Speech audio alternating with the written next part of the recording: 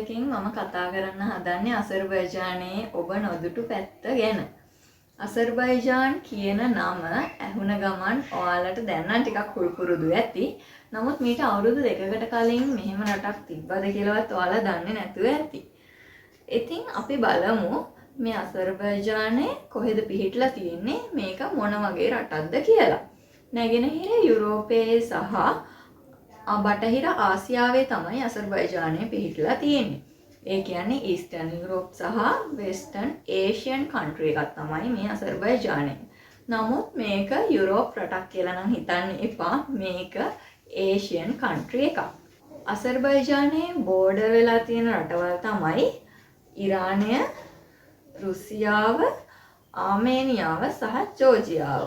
එක පැත්තකින් නැගෙනහිර දිශාවෙන් කැස්පියන් මුහුදින් තමයි අසර්බයිජානය වට වෙලා තියෙන්නේ. අසර්බයිජානයේ ප්‍රමාණය වර්ග කිලෝමීටර 86600යි. ඔයාලා දන්නවා ඇති අපේ ලංකාව 65610යි. ඒ කියන්නේ ලංකාවට වඩා ටිකක් ප්‍රමාණයෙන් විශාල රටක් තමයි අසර්බයිජානය. ආසියාවේ කුඩාම රටවල් අතරින් බැලුවොත් අසර්බයිජානය සිටින්නේ 20 වෙනි ස්ථානයේ. ලංකාව ආසියාවේ කුඩාම රටවල් අතරින් 17 වෙනි ස්ථානයේ තමයි තියෙන්නේ.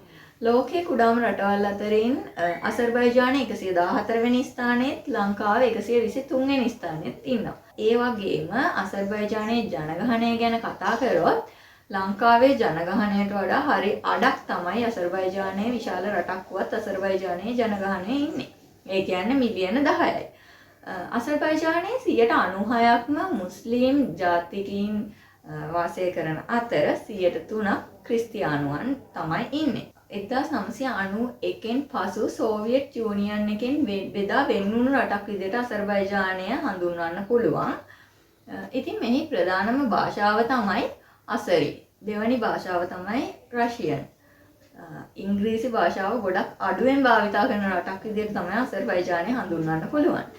ඔවුන්ගේ සාමාන්‍ය ජීවන රටාව, ඇඳුම් පැළඳුම්, විලාසිතා ඒ හැම දෙයක්ම මුස්ලිම් අයට වඩා ගොඩක් වෙනස් යුරෝප් ජාතිකයින් විදිහට තමයි අපිට දකින්නට ලැබෙන්නේ. ඒ වගේම මේ රටට ඔයගොල්ලන් ඇතුළු වුණොත් ඔයගොල්ලන්ට අනිවාර්යයෙන්ම යුරෝප් රටක අත්දැකීමක් ලබා ගන්නට පුළුවන්. අසර්බයිජානයේ ඉකොනොමි එක ගැන අපි දැන් කතා කරමු. ඉතින් සංවර්ධනය වෙමින් පවතින රටක් විදිහට මානව සංවර්ධන දර්ශකයේ 88 වෙනි ස්ථානයේ තමයි අසර්බයිජානය සිටින්නේ. මෙම රට සැලකෙන්නේ ඉහළ මට්ටමේ ආර්ථික සංවර්ධනයක් හා සාක්ෂරතාවයක් ඇති ඉහළ මට්ටමේ ආදායම් ලබන ජාතියක් ලෙසයි. මේ ප්‍රධාන ආදායම් මාර්ගය වන්නේ බොර තෙල් සහ ගෑස්. වසරකට එක්ස්පෝර්ට් වලින් ඩොලර් බිලියන 20ක් ඒගොල්ලොන් උපයන අතර 75%ක් බොර තෙල් සහ 112ක් ගෑස් වලින් එම ආදායම ලබා ගන්නවා. 2008 වසරේදී අසර්බයිජානය ලෝක බැංකුව විසින් නැවත ගොඩනැගෙන ප්‍රතිසංස්කරණවාදී රටවල් අතරින් ඉහළම 10 දෙනාගෙන් එකක් ලෙස නම් කරලා තියෙනවා. අසර්බයිජාන් මුදල් ඒකකය තමයි මනාත්. දැනට මනාත් එකක් ලංකාවේ මුදලින් රුපියල් 211ක් වෙනවා.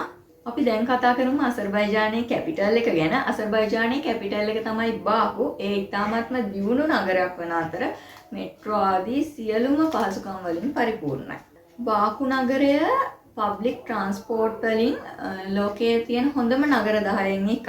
ඒ වගේම ඉතාමත්ම ආරක්ෂිත නගරයක්. ඒ වගේම මෙම නගරය ලෝකයේ ඇති ආරක්ෂිතම නගර වලින් එකක්. බාකු වල අපරාධ මට්ටම සාමාන්‍යයෙන් අඩුයි. හැම තැනකම ඔයාලට දකින්න පුළුවන් පොලිසියෙන් ඉන්නවා. ඒ වගේම CCTV වලින් මුළු බාකු නගරයම ආවරණය වෙලා තියෙනවා. බාකු නගරයේ වෙන වෙනම ඕගොල්ලන්ට ගෙවල් දකින්න ලැබෙන්නේ නැහැ. ඒ සියලුම දෙනා ජීවත් වෙන්නේ අපාර්ට්මන්ට් වල. ඒ වගේම බාකු වල ගොඩක් හොස්ටල් තියෙනවා. සාමාන්‍යයෙන් අසර්බයිජාන් මනාත් 150ක් 200ක් වගේ වියදම් කළොත් ඕනම කෙනෙක්ට මාසයක් කෑම බීම ඉඳුම් හැටුම් සපුරා ගන්න පුළුවන්. උදාහරණයක් විදිහට මේ අසර්බයිජාන් වල පාන් එකක් 760ක්, ලුණු කිලෝ එකක් 720ක්, ඒ වගේම අල කිලෝ එකක් 770ක්, ඒ වගේ ගණන් තමයි වෙන්නේ. සමායකයේදී වින්ටර් එකේදී එළවලු පළතුරු වල මිල ගණන් ටිකක් එහෙට මෙහෙට වුණාට සාමාන්‍යයක් විදිහට බැලුවාම අසර්බයිජානයේ සෑම භාණ්ඩයකම මිල මුළු අවුරුද්ද පුරාවටම එකම ගාණක්. ඒක වෙනස් වෙන්නේ නැහැ. ගෑස්, විදුලිය, පෙට්‍රල්, ටැක්සි, මෙට්‍රෝ මිල ගණන් ඉතාමත්ම අඩුයි. උදාහරණයක් විදිහට කිව්වොත් බස් එකේයි මෙට්‍රෝ එකේයි එක ගමන් වාරයක් සඳහා සත 30ක වගේ ගාණක් තමයි අපිට වියදම් වෙන්නේ ඕනෑම දුරක් ගමන් කිරීමේදී. බාකු නගරයේ සෑම මීටර් 100ක් 200ක් අතරතුරම පාක් එකක් තියෙනවා. ඉතින් ඒ හැම පාක් එකකම ෆ්‍රී වයිෆයි තියෙනවා. ඒ වගේම පයින් යන අයට පහසු වෙන්න ඉලෙක්ට්‍රික් පඩිපෙළවල් තියෙනවා, උමන් මාර්ග තියෙනවා. ගොඩක් අලංකාර ආරක්ෂිත ඉතාමත්ම පහසුකම් රසක් තියෙන නගරයක් විදිහට බාකු නගරය අපිට හඳුන්වන්න පුළුවන්. අසර්බයිජානයේ දේශගුණය ගැන තමයි මම දැන් කතා කරන්න හදන්නේ. ස්ප්‍රින්, සමර්, ඕටම් සහ වින්ටර් යන සීසන් 4ම අසර්බයිජානයේ දැකගත හැකියි. උපරිම උෂ්ණත්වය සමායකයේදී සෙල්සියස් අංශක 28ක් 33ක් වන අතර අවම උෂ්ණත්වය -5ක් 10ක් වගේ වෙනවා. ඉතාමත්ම ලස්සන සහ එක එක ඩිසයින් වලින් හැඩයන්ගෙන් යුක්ත බිල්ඩින් වලට බාකු නගරයේදී දැක ගන්න පුළුවන්. ඉතින් මේ බිල්ඩින් හොඳම නිර්මාණශීලී ආර්කිටෙක්ට් ඩිසයින් අතරින් ලෝකයෙන් සම්මාන රැසක්ද ලබාගෙන තියෙනවා. අපි අසර්බයිජානයේ කෑම ගැන කතා කරමු. අසර්බයිජානයේ ප්‍රධාන ආහාරය තමයි බත් සහ මස්. ඒ වුණාට අසර්බයිජාන වැඩි ප්‍රමාණයක් ලවස් රොටි සහ පාන් තමයි කෑමට ගොඩක් කැමති. ඒ වගේම ඔවුන් නිතරම තේ බොන්න පුරුදු වෙලා ඉන්නවා. ඉතින් අසර්බයිජාන් කැපිටල් එකේ, ඒ කියන්නේ බාකු නගරයේ ඇති සුපර් මාකට් 24ම ඕපන් කරලා තියෙන්නේ.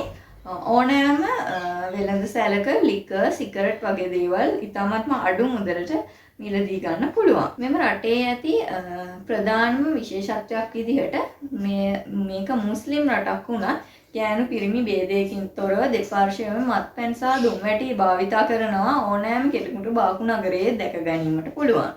අසර්බයිජානයේ අනෙකුත් නගරවල ගම්වල සිටින බොහෝ තරුණ පිරිස රැකියාව සඳහා සහ අධ්‍යාපනය සඳහා බාකු නගරයට ඒමට පෙළඹිලා තියෙනවා. ඉතින් බාකු නගරයේ ඔයගොල්ලෝ පොඩ්ඩක් ඇවිද්දොත් ඔයගොල්ලන්ට වැඩියෙන්ම දකින්න ලැබෙන්නේ යං ජෙනරේෂන් එක. දැන් මම කතා කරන්න යන්නේ අසර්බයිජානයේ අධ්‍යාපනය ගැන. අසර්බයිජාන් ජාතිකයින් වයස අවුරුදු 6 ඉඳන් 15 දක්වා සියලුම ළමුන් නොමිලේ අධ්‍යාපනය හිමි වෙනවා. ඒ වගේම ඒගොල්ලන්ගේ අධ්‍යාපනය අනිවාර්යයි. ඉතින් ඊට පස්සේ ඒගොල්ලෝ උසස් අධ්‍යාපනය හදාරන්න කැමති නම් අසර්බයිජාන් භාෂාවෙන් ඒ සඳහා ඒගොල්ලන්ට ඉතා සුළු මුදලක් තමයි වියදම් වෙන්නේ. එතකොට යුනිවර්සිටි ගැන කතා කරොත් අසර්බයිජානයේ තියෙන යුනිවර්සිටි වලින් බාකු ස්ටේට් යුනිවර්සිටි එක තමයි අසර්බයිජානයේ හොඳම යුනිවර්සිටි එක. මේක වර්ල්ඩ් රෑන්ක් 3319 වෙනි ස්ථානයේ තමයි තියෙන්නේ. ඉතින් මේ යුනිවර්සිටි එකෙත් අපේ ලංකාවේ ස්ටුඩන්ට්ලා ඉගෙන ගන්නවා. ඒ වගේම තවත් යුනිවර්සිටි තියෙනවා ලංකාවේ ස්ටුඩන්ට්ලා ඉගෙන ගන්න. මම ඔයගොල්ලන්ට ඒවා නම් කියන්නම්. Azerbaijan state university of oil industry. මේ ඔයිල් යුනිවර්සිටි එක. ඉතින් මේක 5130 වෙනි රෑන්ක් එකේ තියෙන්නේ. ඒ වගේම බාකු ඉන්ජිනියරින් යුනිවර්සිටි එක මේක 7417 වෙනි ස්ථානයේ තමයි. ඒ වගේම අසර්බයිජාන් ටෙක්නිකල් යුනිවර්සිටි එක මේක 8358 වෙනි ස්ථානයේ. ඒ වගේම වෙස්ටර්න් කැස්පියන් යුනිවර්සිටි එක 17753 තමයි තියෙන්නේ. ඉතින් මේ යුනිවර්සිටි වල තමයි දැනට අපේ ලංකාවේ ස්ටුඩන්ට්ලා ඉගෙන ගන්නේ. ලංකාවට අමතරව තවත් රටවල් වල ස්ටුඩන්ට්ලා අසර්බයිජාන් වල ඉන්නවා. ඉතින් පාකිස්තාන්, ඉන්දියන්, බංගලාදේශ හා නයිජීරියන් අය තමයි වැඩියෙන් ඉන්නේ. O level සමත් ඕනෑම කෙනෙකුට වයස භේදයකින් තොරව ඔන්ලයින් මගින් ඇප්ලයි කරලා අසර්බයිජාන් ස්ටුඩන්ට් වීසා එකක් ලබා ගන්න පුළුවන්.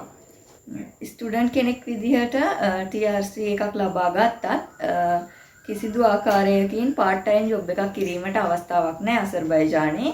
ඒ වගේම ඔබ කිසිම කෙනෙක්ට කිසිම රැකියාවක් අසර්බයිජානයේ සොයා ගැනීමට නම් අවස්ථාවක් හිමිවන්නේ නැහැ.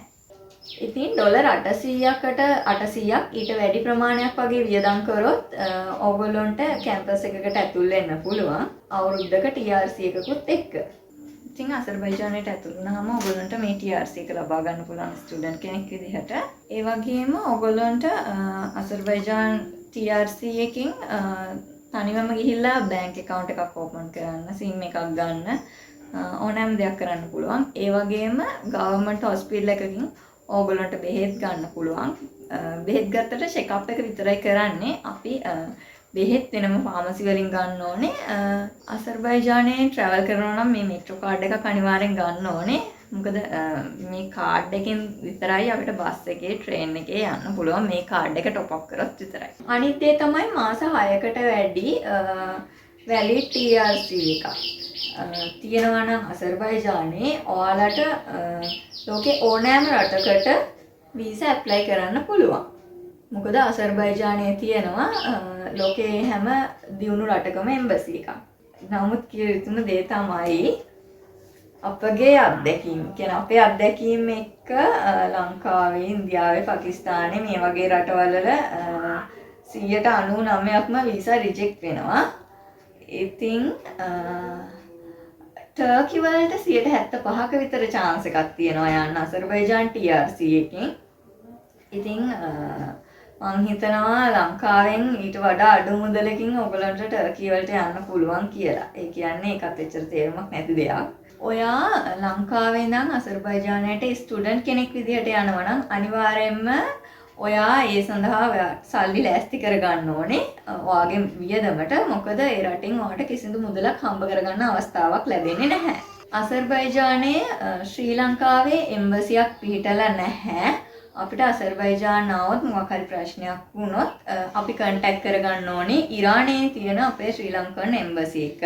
ඉතින් ලංකාවේ එම්බසියක් නැති නිසා අසර්බයිජානයේ ඉන්න අයට එක එක අපහසුතාවලට පත් වෙන්න වෙලා තියෙනවා කලින්. ඔයාලට මතක ඇති 2019 අවුරුද්දේදී ලංකාවේ ගර්ල්ස්ලා 3 දෙනෙක් ස්ටුඩන්ට්ස්ලා එයාලගේ අපාර්ට්මන්ට් එකේ රූම් එකක් ගිනි අරගෙන ඒගොල්ලෝ නැති වුණා. ඉතින් ඒ වෙලාවේදී යාළගේ බොඩිස් ලංකාවට ගෙන්නව ගන්න ගොඩක් අමාරු වුණා. ඉතින් මේ එම්බසි එක නැති ප්‍රශ්නය නිසා. ඉතින් අසර්බයිජාන් යන්න හිතනවා නම් ඒ ගැන පොඩ්ඩක් සැලකිලිමත් වෙන්න. අසර්බයිජානයට එන්න පුළුවන් තවත් ක්‍රම තියෙනවා. අපි ඒ ගැන තවත් විස්තරාත්මකව අපේ ඊළඟ වීඩියෝ එකේදී කතා කරමු. අපේ අනිත් වීඩියෝ වල අසර්බයිජානයේ විසිට් කරන්න පුළුවන් ප්ලේසස් වල වීඩියෝස් තියෙනවා. ඉතින් ඔයාලා ඒවත් බලන්න. මම හිතනවා අසර්බයිජානයේ ගොඩක්ම ඔයගොල්ලන්ට යුරෝප් අත්දැකීමක් ගන්න පුළුවන්. වියදම අඩු. ඒ කියන්නේ low budget.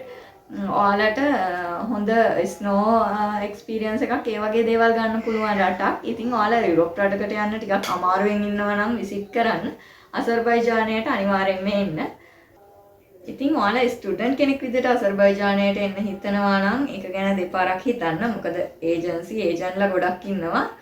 ඒත් ඒ කිසිම කෙනෙක් ඔයාලට කියන්නේ නැති වෙයි මේ ඇත්ත తත්වය. ඒ නිසා මගෙන් ගොඩක් අය මේ දේවල් ගැන අහනවා.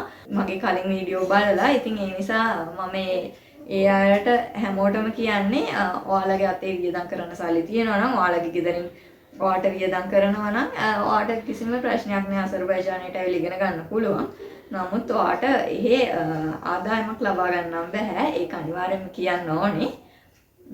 ඉතින් ලස්සන රටක් අසර්බයිජානය කියන්නේ. අපි තවත් තොරතුරුත් එක්ක අසර්බයිජානයේ ඊළඟ වීඩියෝ එකකින් හම්බෙමු.